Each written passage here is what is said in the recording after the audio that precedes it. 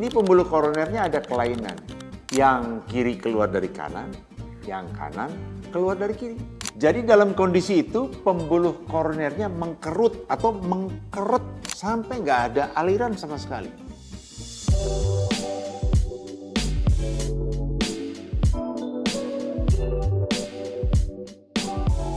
Halo teman-teman, berjumpa lagi dengan saya Dr. JJ di channel seputar jantung. Nah, di video kali ini saya akan bahas tentang berbagai penyebab sumbatan mendadak pembuluh koroner. Kita sudah sering kali bahas bahwa serangan jantung itu terjadi akibat sumbatan mendadak pembuluh koroner.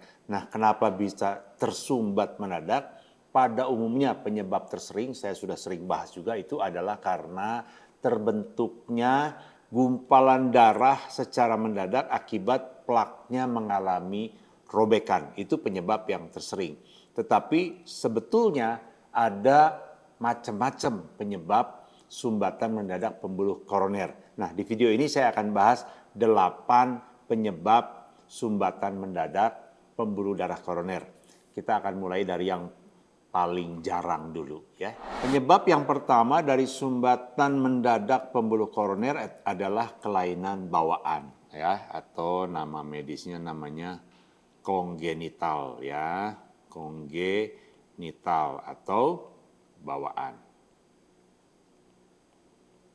Nah, pada kelainan bawaan ini contohnya adalah kalau pembuluh darah koronernya ada anomali, yaitu keluar dari sisi yang salah. Ini saya gambarkan, ini adalah aorta, lalu ini adalah pembuluh darah sebelah kanan, ini pembuluh darah sebelah kiri bercabang 2. Ada kondisi-kondisi di mana pembuluh yang sebelah kanan keluarnya dari yang kiri begini ya. Yang digambar terakhir ini adalah yang sebelah kanan, tapi keluarnya dari kiri. Itu anomali namanya, kelainan bawaan. Ada juga kondisi-kondisi di mana yang sebaliknya terjadi. Ini aorta, ini pembuluh darah sebelah kanan, lalu yang sebelah kiri keluarnya dari kanan.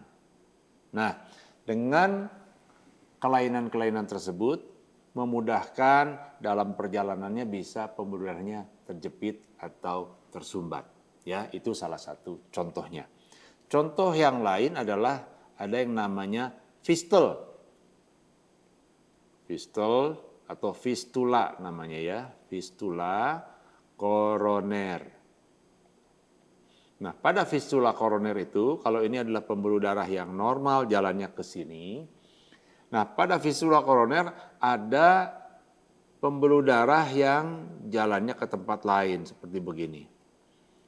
Akibat dari adanya pembuluh darah fistula ini, aliran darah yang harusnya memberi makan otot jantung ke bawah sini tercuri ke atas. Ya. Jadi kalau kita gambarkan nanti alirannya lebih banyak yang ke atas, yang ke bawahnya berkurang. Nah, ini menyebabkan aliran darah ke otot yang seharusnya menjadi berkurang. Ya, sekali-sekali ada kejadian yang jarang-jarang tapi itu sampai alirannya tersumbat ke aliran darah koroner yang seharusnya, ya. Penyebab yang lain yang bisa adalah kelainan bawaan itu yang kita sebut sebagai sindrom Marfan. Nah, pada sindrom Marfan ini dinding pembuluh darah menjadi menipis karena ada penyakit jaringan ikat sehingga mudah terjadi robekan. Nah, robekan yang bisa membahayakan adalah kalau robekannya terjadi di dinding pembuluh darah aorta. Ini aorta, ya. Aorta itu ini jantung, ini aorta ini adalah pembuluh darah terbesar yang keluar dari rongga di jantung bilik kiri, ya. Nah, ini aorta ini pada penderita Marfan itu menjadi tipis dan bisa mendadak robek. Nah, kalau robekannya di area tempat pangkal dari pembuluh darah koroner, di sini robek, itu robekan itu bisa tiba-tiba menghambat aliran darah ke koroner dan itu bisa menyebabkan serangan jantung mendadak, ya. Itu kejadian ini memang jarang, tapi ini adalah salah satu penyebab tersumbatnya pembuluh darah secara mendadak. Itu yang pertama, kongenital, ya. Penyebab yang kedua dari tersumbatnya pembuluh koroner secara mendadak adalah proses namanya peradangan. Ya, peradangan. Kalau dalam bahasa medis, peradangan itu selalu ditulis ditambah kata-kata itis. Jadi istilahnya vaskulitis, dari kata-kata vaskuler, vaskuler adalah pembuluh darah, itis adalah peradangan. Peradangan pembuluh darah, ya, atau arteritis. Arteritis, peradangan arteri, arteri itu pembuluh darah. Nah, ada beberapa penyakit yang bisa menyebabkan peradangan pembuluh darah. Yang salah satu yang sangat terkenal ini namanya penyakit Kawasaki, di mana pada penyakit ini pembuluh darah di seluruh tubuh mengalami peradangan, ya. Terjadinya seringnya pada anak-anak di bawah usia 5 tahun, ya. Kemudian yang kedua adalah namanya Takayasu atau arteritis Takayasu. Nah, pada penyakit ini juga terjadi peradangan pada khususnya pada aorta ini dan cabang-cabangnya. Dan sebagai akibat dari peradangan itu, ini kalau pembuluh darah, dinding pembuluh darah mengalami peradangan, saya gambarkan seperti ini, peradangan, meradang begitu. Ya, ini meradang dindingnya. Nanti pada saat penyembuhannya seringkali menyebabkan pembuluh darah menjadi menyempit, ya, sehingga ini lebih sempit alirannya.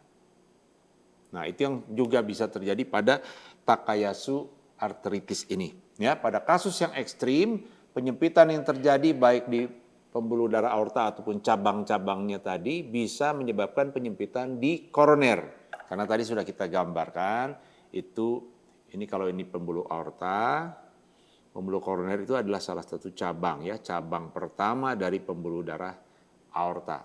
Nah, kalau ini menyempit bisa sampai ekstrim, penyempitannya bisa sampai tersumbat total.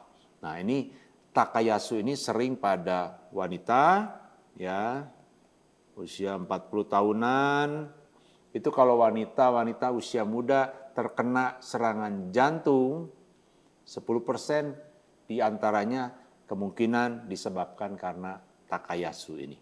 Ya, jadi itu penyebab kedua dari penyumbatan mendadak pembuluh koroner adalah karena peradangan pembuluh darah. Penyebab yang ketiga dari sumbatan mendadak pembuluh koroner namanya diseksi, ya, yang ketiga, diseksi. Diseksi itu artinya robek. Robekan, ya. Nah, pembuluh koroner itu memang bisa mengalami robekan. Tetapi robekannya tidak spontan terjadi, tapi robekannya adalah pada saat tindakan. Saya gambarkan di sini. Ini pembuluh koroner, ini dindingnya ini bisa mengalami robekan. Robekan pada saat apa? Pada saat, contohnya pada saat tindakan dokter pasang ring, ya. Dimasukkan balon di sini, ini balon. Ganti warna. Ini balon, ya. Di balon, dikembangkan begitu. Nah, dengan dikembangkan begini, itu dindingnya, saya gambar lagi sini, ya. Ganti warna. Ini dindingnya bisa mengalami robekan di sini, ya. Di sini bisa robek begitu. Bisa robek. Tapi tidak masalah pada tindakan pemasangan ring, memang pembalonan bisa menyebabkan terjadinya robekan, tapi kemudian nanti robekan ini akan teratasi dengan dipasang ring. Jadi kalau dokter nanti pasang ring begini, robekannya itu akan otomatis tertutup ya, di-seal begitu. Ya, nah itu robekan yang tidak masalah, diseksi yang tidak masalah, diseksi yang terjadi pada saat tindakan. Tetapi yang berbahaya adalah yang kita akan bahas ini adalah diseksi yang spontan. Jadi robekan yang terjadi spontan. Dan itu bisa terjadi, salah satu yang tersering adalah pada wanita melahirkan, ya pada saat mengedan, keluar tenaga yang tinggi mendadak, itu bisa tiba-tiba robek dinding dari pembuluh darah koronernya. Dan akibat robekan tersebut akan menyebabkan sumbatan mendadak. Mekanismenya seperti ini, saya gambarkan ya. Jadi sebetulnya dinding pembuluh darah itu sebetulnya ada dindingnya seperti begini. Ya, ini dindingnya. Ini dindingnya, ini aliran darah ada di sini. Ketika terjadi robekan, ini robek,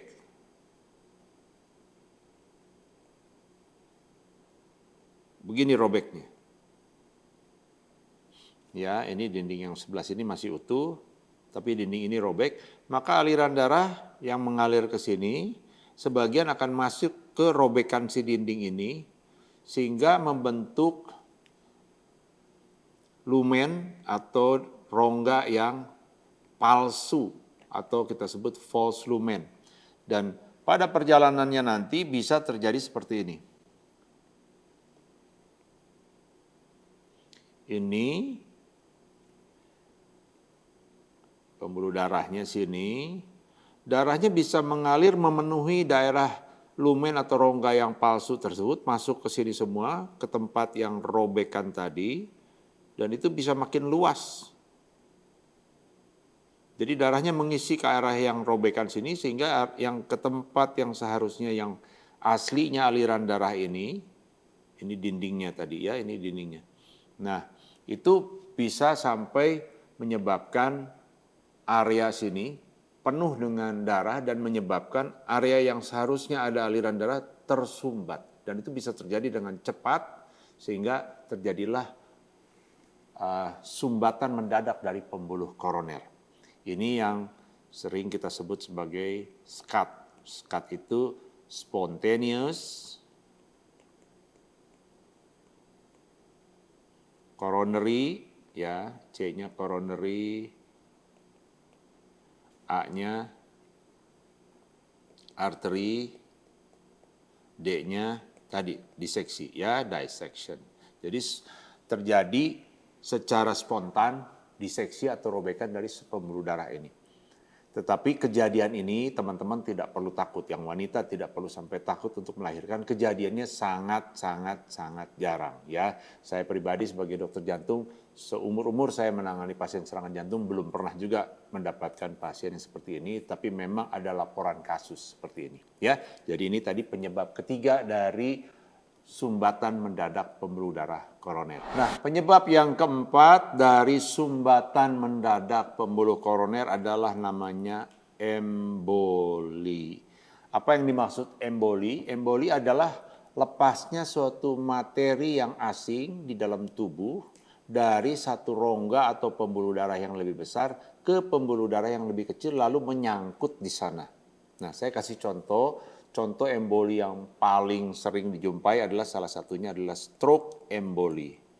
Apa maksudnya stroke emboli? Kita lihat ini adalah pembuluh darah aorta, lalu di sini saya gambarkan skema saja, di sini adalah bilik kiri. Ya, lalu di sini ada serambi kiri. Lalu dia ke atas, menuju ke atas ada otak, ya. Nah, pada kasus tertentu orang yang memiliki gangguan irama jantung namanya atrial fibrilasi atau AF, di mana denyut jantungnya tidak teratur, seringkali terjadi gumpalan darah, darah menggumpal di serambi kiri. Di sini ada darah menggumpal, saya kasih warna ini. Ya, ada darah menggumpal di sini. Lalu satu kali gumpalannya, tidak seluruhnya, sebagian dari gumpalannya itu lepas ya. Jadi ada gumpalannya lepas, lalu lari ke sini, lari ke aorta, lalu lari ke otak. Dan teman-teman tahu pembuluh darah itu dari besar nanti makin lama makin kecil, nanti di otak di tempat yang pembuluh darahnya kecil sesuai dengan ukuran si gumpalan ini dia akan nyumbat di sana sehingga sebagian dari pembuluh darah di otak itu tidak ada aliran karena tersumbat oleh emboli tadi. Itu contoh emboli yang cukup sering, stroke karena emboli. Nah itu tadi emboli pada stroke ya, embolinya lepas ke kepala, ke otak. Nah ini bisa terjadi juga emboli lepasnya gumpalan darah ini ke pembuluh darah koroner menyebabkan terjadinya sumbatan mendadak. Kejadiannya, ini saya gambar lagi ini aorta, ini adalah bilik kiri ya, ini bilik kiri, ini aorta, ini tadi serambi kiri. Nah, kita tahu bahwa pembuluh koroner itu mengalir dari aorta memberi makan ke bilik kiri ya dan juga bilik kanan. Jadi ini aortanya. Nah, ketika yang tadi saya gambarkan di sini ada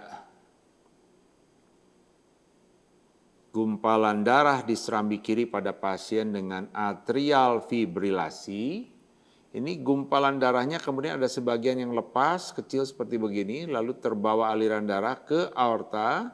Nanti dia sebagian ada yang masuk ke pembuluh darah koroner.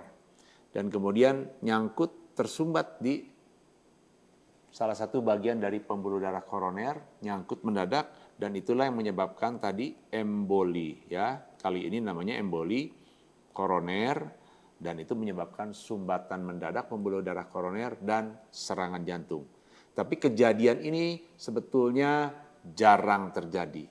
Ya, saya sering mendengar banyak orang atau bahkan juga sebagian tenaga medis yang beranggapan bahwa serangan jantung itu terjadinya karena kejadian seperti ini. Ada darah yang menggumpal lalu lepas lalu menyumbat di pembuluh koroner dan karena itu terjadi serangan jantung. Betul itu bisa terjadi, tapi sebetulnya ini kejadian yang tidak sering ya, jarang kejadian seperti ini. Bisa terjadi tapi jarang. Itu juga terjadinya pada pasien umumnya yang ada kelainan irama jantung yang tadi kita sebut sebagai atrial fibrilasi ya, atrial fibrilasi.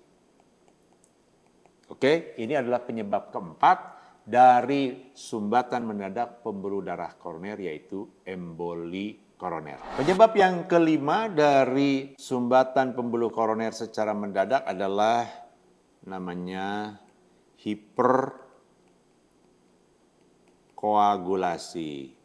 Ya, ini kalau orang awam bilang ini darahnya kental, ada pengentalan darah. Ada kondisi-kondisi penyakit-penyakit tertentu di mana memang darahnya mudah menggumpal, darahnya kental kita bilang ya.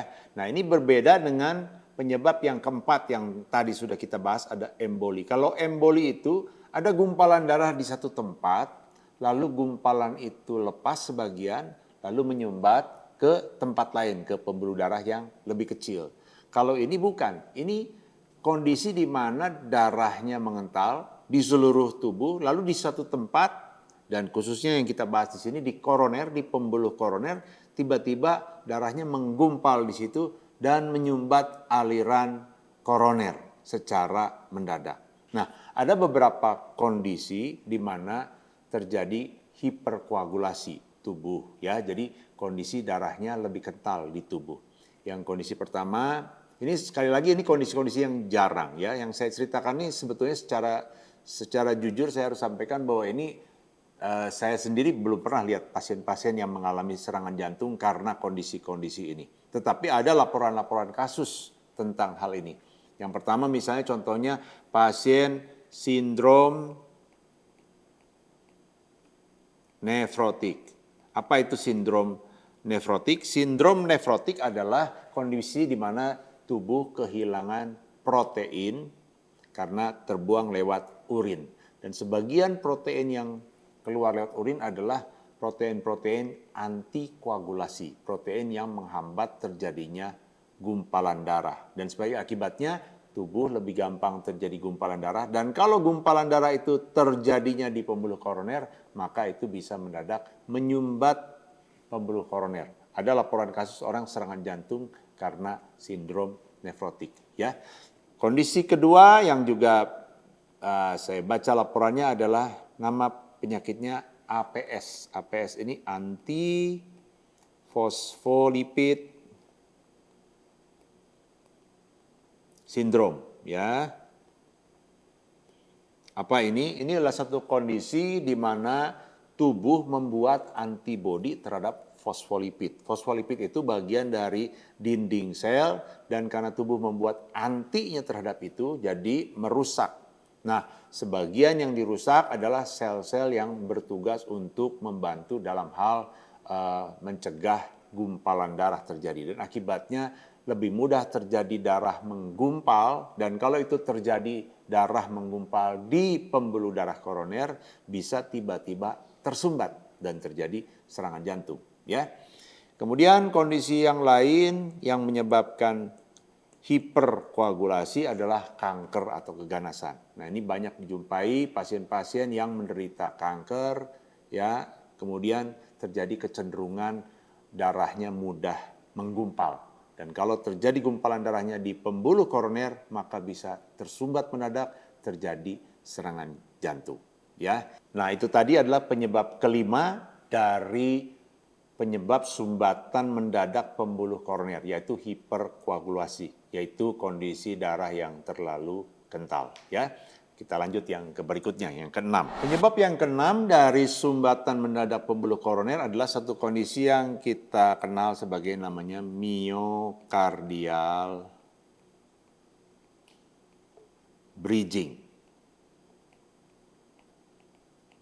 Nah, kalau ini kondisi yang cukup sering dijumpai, saya cukup sering menjumpai pasien-pasien dengan miokardial bridging. Di kolom komen juga banyak yang suka nanya tentang miokardial bridging. Nanti kalau ada yang juga mengalami kondisi ini boleh komen ya di kolom komen. Nah, apa yang dimaksud sebagai miokardial bridging? Saya berikan ilustrasi dengan ini ya. Jadi pembuluh darah koroner itu berjalannya di lapisan luar dari dinding pembuluh darah. Ya, ini yang merah-merah ini. Kalau saya beri gambaran, ini adalah jantung, ini ototnya, bagian luarnya.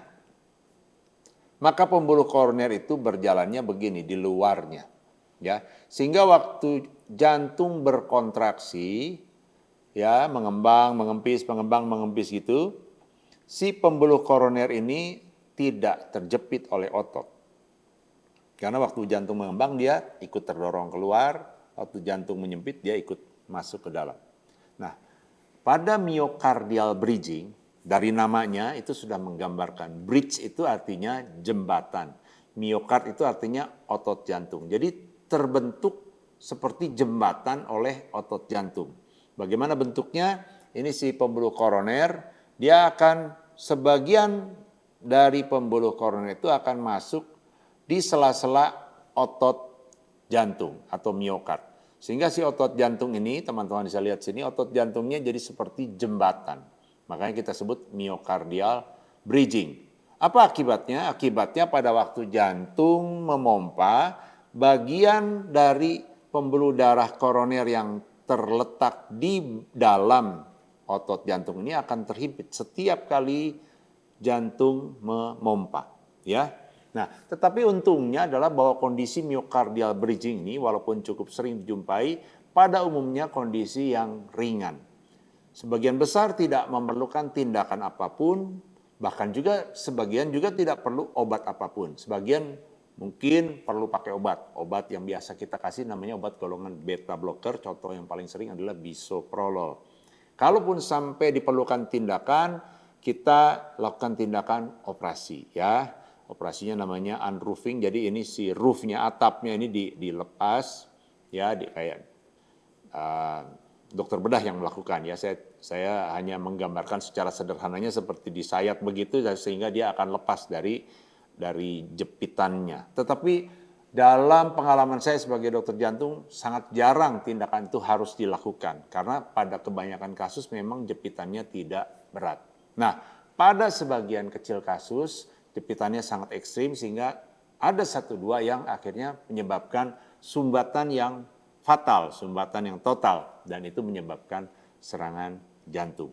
Ya, jadi itu adalah penyebab keenam dari sumbatan pembuluh darah koroner, namanya myocardial bridging. Penyebab ketujuh dari sumbatan pembuluh koroner secara mendadak adalah namanya spasme.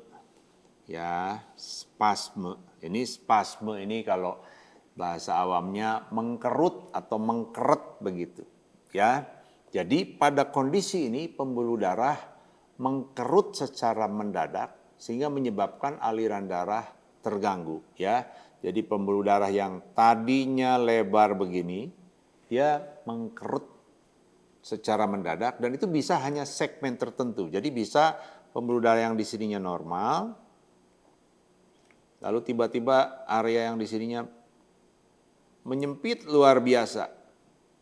Lalu segmen berikutnya normal kembali. Dan itu bisa menghambat aliran darah secara signifikan.